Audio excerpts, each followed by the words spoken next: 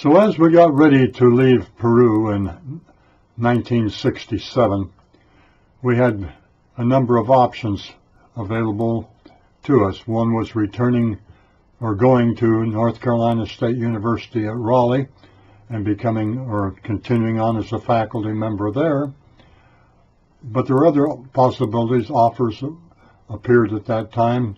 The University of Florida, their Latin American program, University of Washington, their Latin American program, Utah State University, BYU. All of these were in the air until finally, after prayer and consideration, we decided to choose BYU, where I would be coordinator of the Latin American Studies program and a member associate professor, step upward, in the sociology department of the university. So it was on to BYU, which was a great experience and one which we've never regretted choosing. And after 3 years there at BYU, where my focus had been heavily Latin American classes, rural development, we had the opportunity as a family to go to Spain. This was provided by the BYU Studies Abroad program, which they asked me if I would be a co-leader of the study program in Madrid, leaving the first early January and taking approximately 5 months there in Madrid. So it was an offer too good to be true and to be turned down, because continue to receive my BYU faculty paycheck salary, plus all expenses, transportation, were paid for all my family. By now, 5 children. And here we are, off to Spain with our family, now 5 children. And the first thing we do is and by plane we travel to Paris, France, where we have a VW bus that's waiting there, that's been ordered for us for use by the university and ourselves to buy at the completion of the program. So from Paris we travel on down to the borders with Spain, and there it feels like we're coming back home again. France, I didn't understand anything. Now we can talk with the people again. What a great experience that was. So, as we arrive in Spain, our contingent is quite a sizable group. We have 4 faculty members, including Howard Quackenbush, Spanish instructor, professor at BYU, Trevor Southey, a noted artist with his family, Dennis Smith, a sculptor, a professor at BYU, and his family, my family. So overall, that's just a sizable group there. And then we have approximately 25 students in our contingent, that mostly females, interested, responsible group. We have virtually no problems with that group during the 5 months that we spent in Spain. Just a very congenial, warm, lovely group to be with.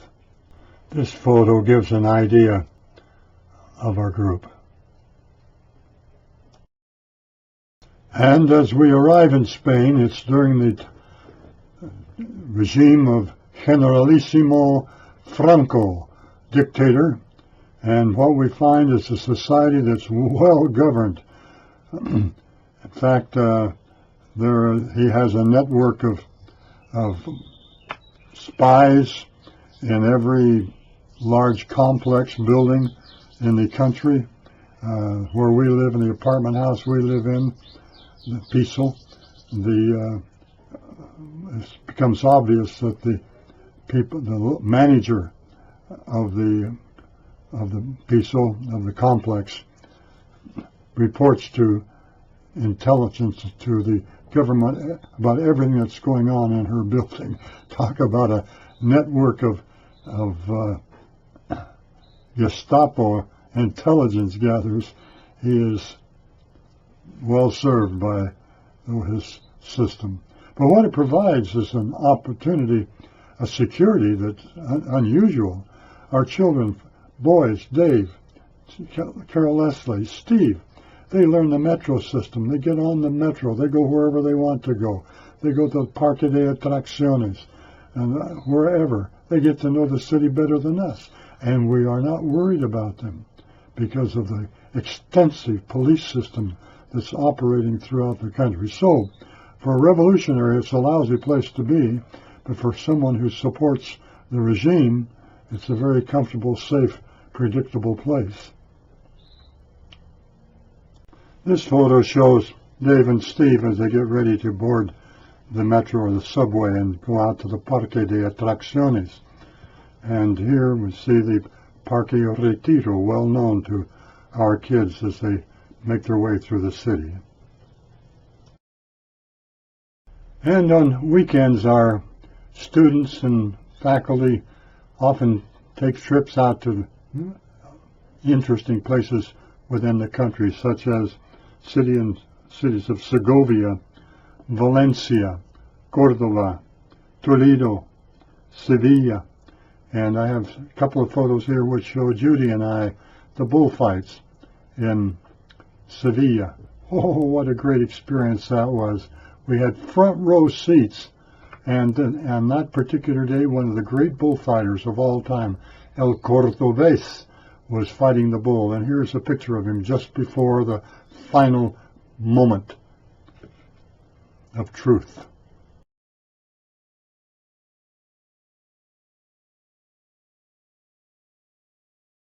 And one of our weekend trips is across the Mediterranean to Morocco. This picture of Judy and one of the students. Here of Steve gathering poppies in the beautiful fields along the highways.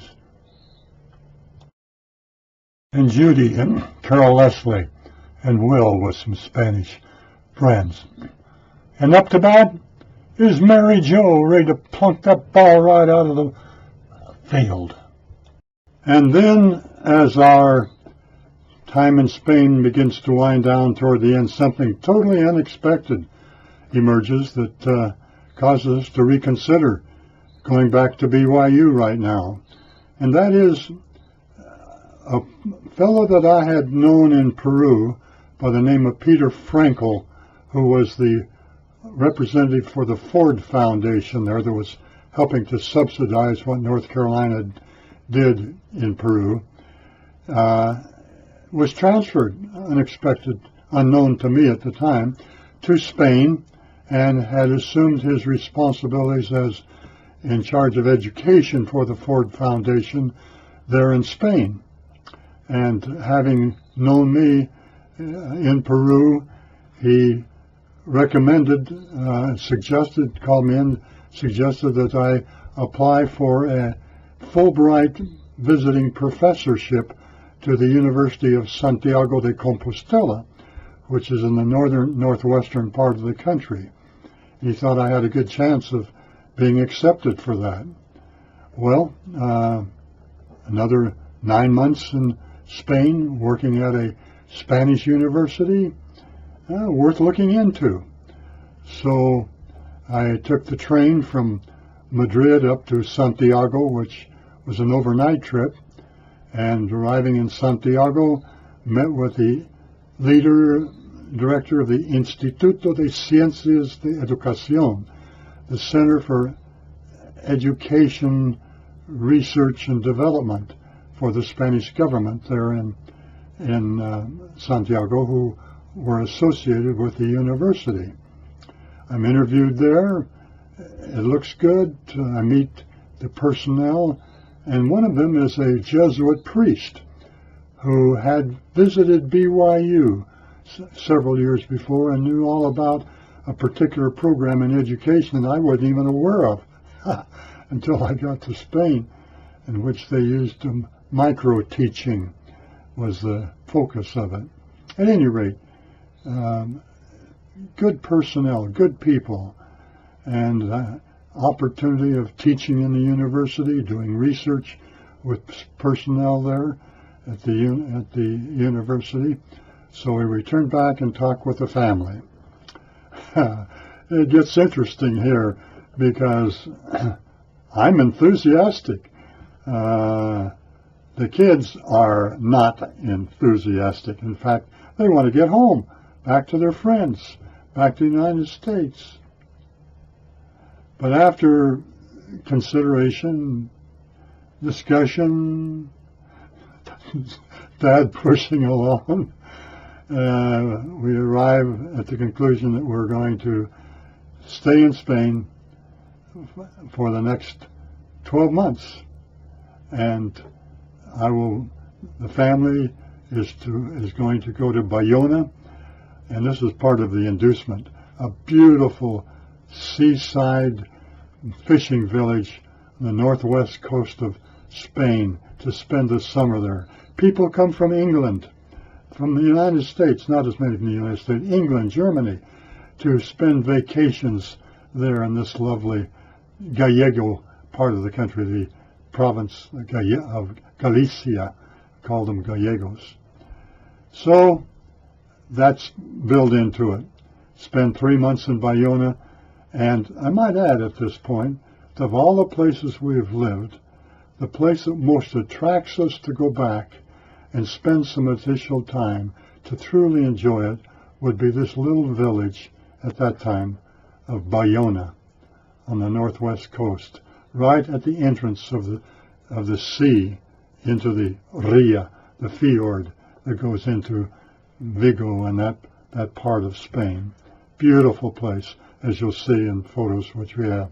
So, decision is made, some not too enthusiastic, but off we go to Bayona. Breathtaking, its beauty. And if you look closely, the first red roof that you see up closest to the island, what looks like an island there, is the apartment house in which we had a third floor apartment overlooking the beach there. And this is behind us where the Parador was, the hotel, tourist hotel of the country now. Another view, looking out towards the sea which would be from where we could see. And out our window there, all of this view open to us as we would have lunch or supper here at the table. Another view of our family, looking out over the bay. Little Will,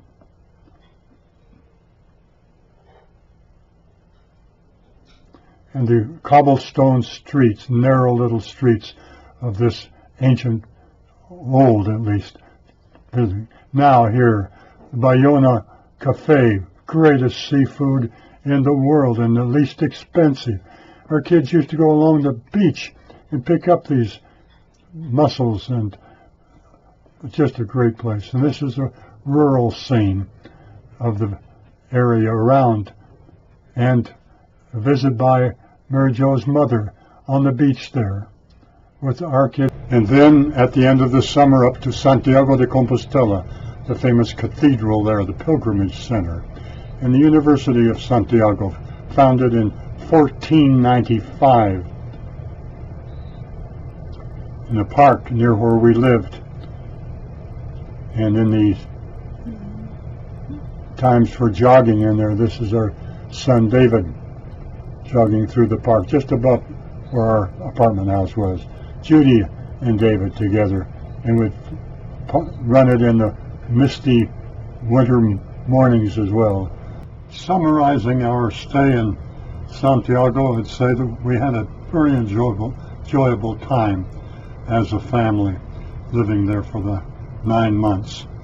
Our kids started out going to the local schools, but found out very quickly that they were so punitive. The teachers were resorting even to hitting the kids when they felt like it, or they were just upset with what the kids were doing.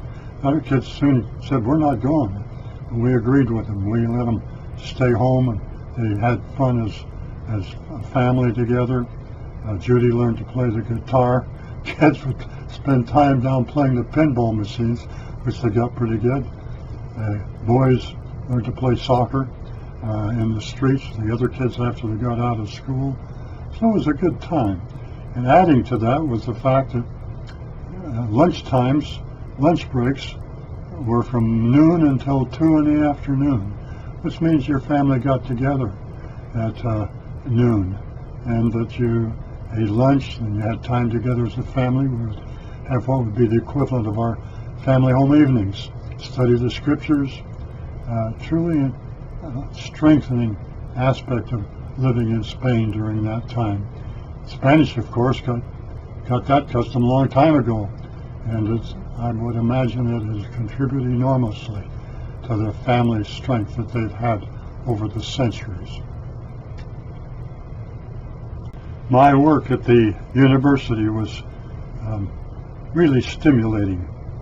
I worked with a team of educators who were trying to improve the Spanish educational system in that province of Galicia, and they were serious about it, and they really wanted me to help as much as I could. I really enjoyed it. Just kind of giving a few reminders from my autobiography that I wrote during that period. I'll read a few of them to you right now. While I was there, I participated in holding workshops, seminars for Spanish educators at the elementary, secondary, and university levels, and for university students in the local normal school. Helped develop a research program in which we assessed the quality of social interactional conditions that were operating in the Galician schools. It was an exhilarating and challenging sequence of events that never stopped. I found my own personal capabilities developing as I engaged with the Spaniards in that process. It was a real synergistic effort at that time. While we were in Santiago, one of my former graduate students at BYU that I had taught at the Y contacted me and asked if it might be possible for him to come over and carry out his research for his master's thesis at the university on the research project that I was developing there with the Spanish educators. We talked it over as a family and agreed to have him come and live with us. And this was our introduction to, or as a family, to Dirk Van Gils, who became a close friend over the years following. Dirk worked very closely with me. We got along great, and he was successful in being able to obtain the data that he needed to complete his thesis, which was on the Galician elementary system.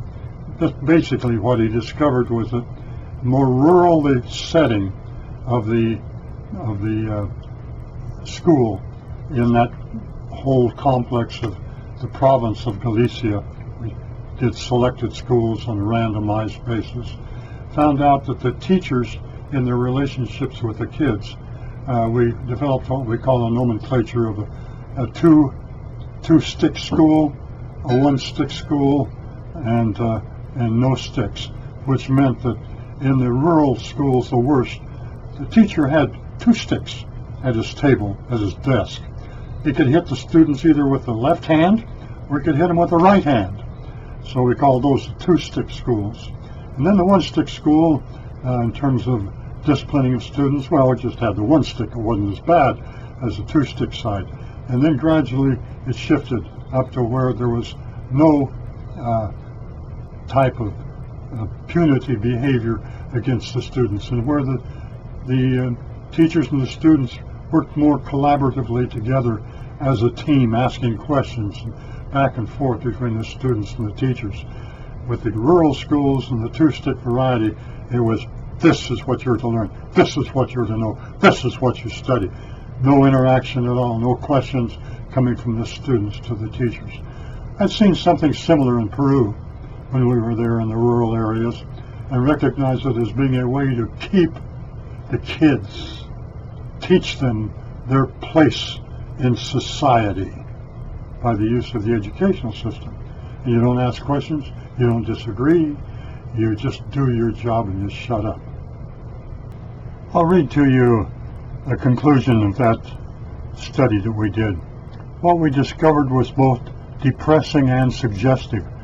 The rural schools, with few exceptions, represented the most backward possible form of education, whereas the private Catholic urban schools for the children of the wealthy reflected a different pattern of interaction. Here, in these urban private schools, there was more give and take between the students and the teacher, more openness and stimuli for the student. It became obvious that the Spanish system was by design or inadvertently geared to maintaining an impoverished environment for the masses and a stimulating setting for the children of the elite.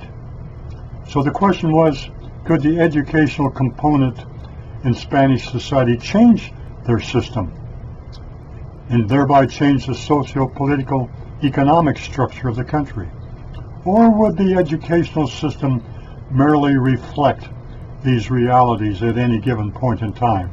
Could the tail wag the dog? I had seen similar conditions among the Indians in the highlands of Peru, as I mentioned just a minute ago, in their public schools that were obviously intended by design to serve as a social mechanism to keep the Indians in a subjugated state. So, what would happen down the road? What would happen over the years to that Spanish educational system?